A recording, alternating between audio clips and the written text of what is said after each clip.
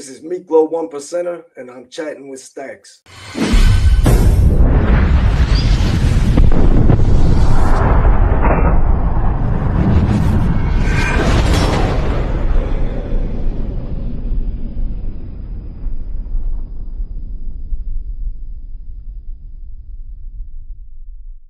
Welcome to this episode of Chatting with Staxx. I'm your host, Bill Staxx, and today I got...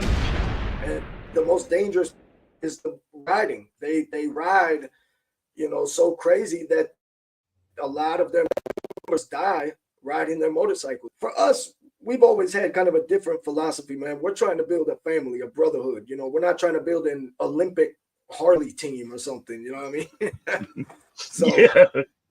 We do it a little different. What do you think about the way that they ride? How they ride like nose to end, and they're going fast as hell? What do you think of their practices? I think it's dangerous. I think that you should never push your members to go beyond what they're capable of. You know what I mean? I think that brotherhood should supersede all else, man. I've seen in some of these clubs where some of these guys get pushed into using like meth, just to be able to keep up. They have such a hard time keeping up that before it's all said and done, they're addicted to methamphetamines just so that they could keep up with the pack. You know what I mean? Yeah, that's not brotherhood. From Florida to Minnesota, right? Yeah, that's not so good. Can you walk me through a situation where maybe you've seen an accident? Absolutely, man. Me and that that I was, that I'm talking about, that I sent you all those pictures of. We were on our way to a crab feast event in West Virginia called the Crab Feast, and I was at the very, very back of the pack, and there was some probates in front of me. One of the probates, we were going. This is West Virginia, man, so there's a lot of switchbacks, and we were going through the switchbacks, and in front of me, his front wheel kind of tapped the back wheel of one of the full patch members of that club. I come around the turn, and the member and his old are sprawled out on the road, covered in blood, and the probate is off on the side of the road, covered in blood. And I running up to the member, and I said, what do you want me to do? And he said, stop traffic. So I ran up and started traffic that nobody would hit him. It was a man, and that's just one of many, man. I've lost a lot of good friends and brothers, Rest in peace, Tommy McNeena, man. Tommy McNeena was another YouTuber. He had his YouTube channel. He was a member of a pretty big club, and he died on his bike out in California. What happened? Someone pulled in front of him or something? Man, Tommy was wild, man. Tommy McNeena used to, run from the cops for fun on his sport bike and shit like that. So I don't know what he was doing on the day he died. He was a young dude, man, but he was cool as hell. That was my brother. Yeah, it seems like a lot of people pass away on the bike when other people were pulled in front of them, or... Yeah, 100%.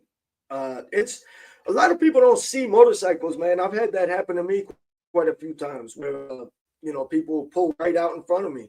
Another danger on bikes is people that hit you coming from behind.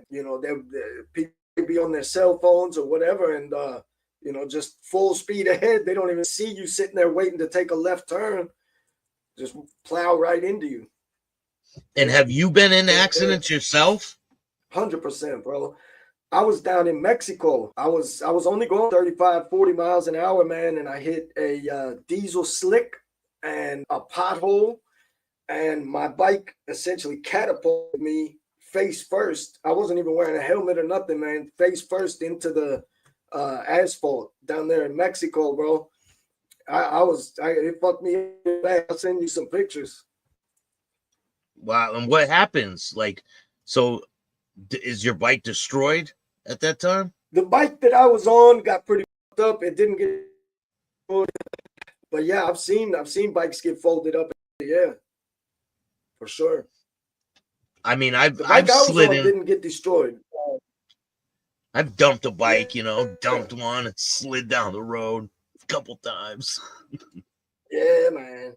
This was pretty fucked up. My orbital socket or whatever, the bone almost went into my eyeball. It was pretty heavy. Do you wear a helmet now? Yeah, yeah, I always have. I was down in Mexico. I was on my father-in-law's motorcycle, just riding around the neighborhood down there, and man, it was the last thing I expected. Yeah, I did not expect to wreck down there. I wasn't doing anything crazy. I wasn't, going that fast. But yeah, man, you'd be surprised. You get catapulted into the pavement at 40 miles an hour, man. It's serious. What are some other things that your club does? Do you guys do like give back to the community and things like that? Yeah, absolutely, man. One of our chapters is out in the Navajo Nation in New Mexico. So, there's MMIW, missing and murdered indigenous women and children.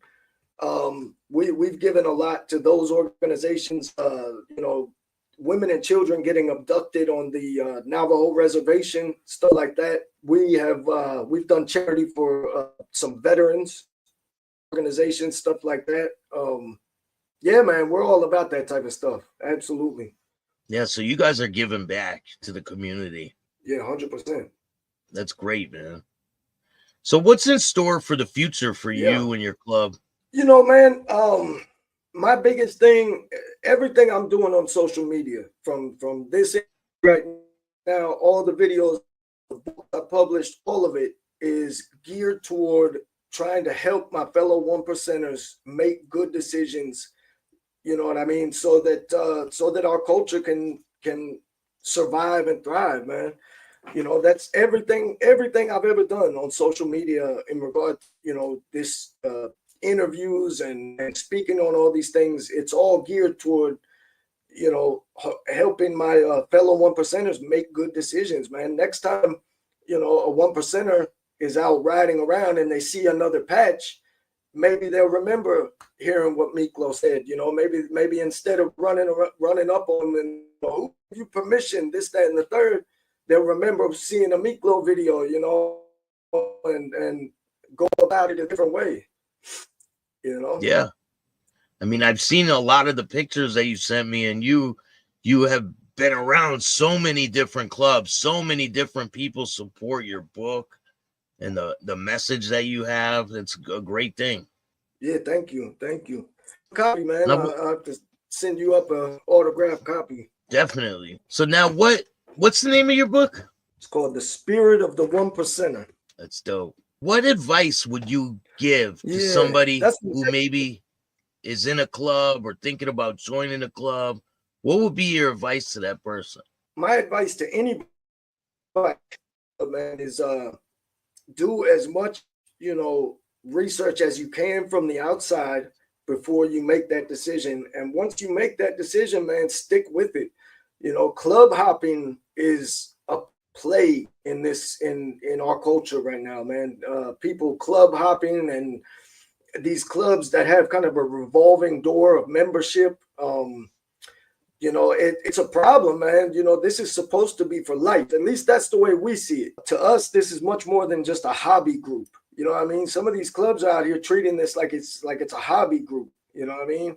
The Antelope Valley Astronomy Club or something. So, it's supposed to be so much more than that. We wear the term club out of tradition, but really it's supposed to be more like a family, man. So, my advice would be do your research, decide on the club that's right for you, and once you make that decision, stick with it, man. Something that we see far too often, man, is people get real emotional and they use their colors, as a bargaining chip. Like, we're either going to do it my way here, and that's not the way it's supposed to be, man. Once you put on a set of colors, you should stick with it forever, man. That's the way we see it. Not only that, as far as advice for anybody joining clubs, man, my advice would be also to start thinking about embracing a different way of doing things. Don't just fall into this cycle of this whole dominating territory violence. And don't be, you know what I mean? Do what you know is right. You know, I feel like far too many people know that system is bullshit and they know it's wrong, but they don't want to be the one to stand up and speak out against it. You know what I mean? So my advice also to people would be, you know, stand up for what you know is right, man. Don't just go along with that system because you're going to regret it in the end. 100%. Do you think it's possible for people to start their own clubs this day and age? It is one of the most difficult tasks you could ever undertake, man. It's the most frustrating, stressful, 24-hour-a-day jobs you could ever undertake. And that is a fact, man. My club is like 12 years in right now. And it's, you know, we've still got a long way to go to get to where some of these other clubs are, man. And I get frustrated sometimes, and I'll say to my old lady, man, you know, how come this club is able to do this and we are having some time? And be like, man, they've got 60 years on you guys. You can't just go from 0 to 60 years. They've been working on it for 60 years, you know? Yeah. So, you know, that would be my advice on that, man. If you're starting a club, man, you know, my advice, if you're starting, would be stick with it or don't do it at all, because that's the last thing we need is more, you know, fly by night pop-up clubs that are here one day and gone the next, man. You know, it ain't easy though. You know, my advice would be, if you're going to start a club, especially if you plan on it being a 1% club, you know, you got to have your ducks in a row, research this culture, know what it means to be, understand the philosophy of the one, and live by it, practice it and live by it. You know, real recognize real, man. If you throw on a 1% patch and you're not a 1%er, it very quickly other 1%ers are going to recognize that and call you out. You know what I mean? So now, what do you do? Yeah, man, it's possible. It's possible. What do you do if a bigger club says we're gonna patch you over to our club? What would you guys say to that? You're saying if another club tried to force a patch over? So with us, you know, we would thank them. We would say, you know, listen, thank you. It's an honor. You are willing to consider us for your club, but you know, that's not going to happen. We are who we are. We are Los Peos, and we will die before we forsake that. You know what I mean? Wild story, man. You have a lot of ambition, and I can see your guys' club going a long way. Yeah, thanks, man. You know, look, a lot of people, the world is full of assholes, is what I'll say. You know, there's always going to be assholes out there, and you should not put unless you're willing to stand up to those. Every club has assholes in them, and if they're part of one of these bigger clubs, man, and they're an asshole, that patch is, you know, a Superman cape. So, you know, you got to be ready and willing. Your security protocol has to be tip top, you know, in order to do this. You got to be ready and willing to stand up for what you believe in, you know. Definitely. So other organizations try to, you know, push us, bully us, whatever, you know, but we're still here. We ain't going nowhere. It is what it is, you know. Well, I look forward to seeing where you guys go in the future and the big things ahead. Great things in the future, man. I think you're doing great things with the book and all that. Yeah, right on. Is there anyone you want to give a shout out to before we go? Yeah, absolutely. I want to give my wife, Miriam Alejandra. I want to give a shout out to my brothers, my brother Scud 1%er, my brother Psycho 1%er, all my brothers. I love y'all. Definitely, man. Where can they get your book? Amazon, man. Just go on Google and type in The Spirit of the 1%er, our own Miklo 1%er Svoboda. Or you can hit me up on social media and I'll send you an autograph. Yeah, I'll put a link in the description for Amazon, and I'll put a link for his social media in the description of this video. I appreciate you, man. If you like this show, hit the like button, subscribe, hit the notification bell so you can get my videos every time they drop. And if you don't like this show, do Man, start your own podcast. Peace.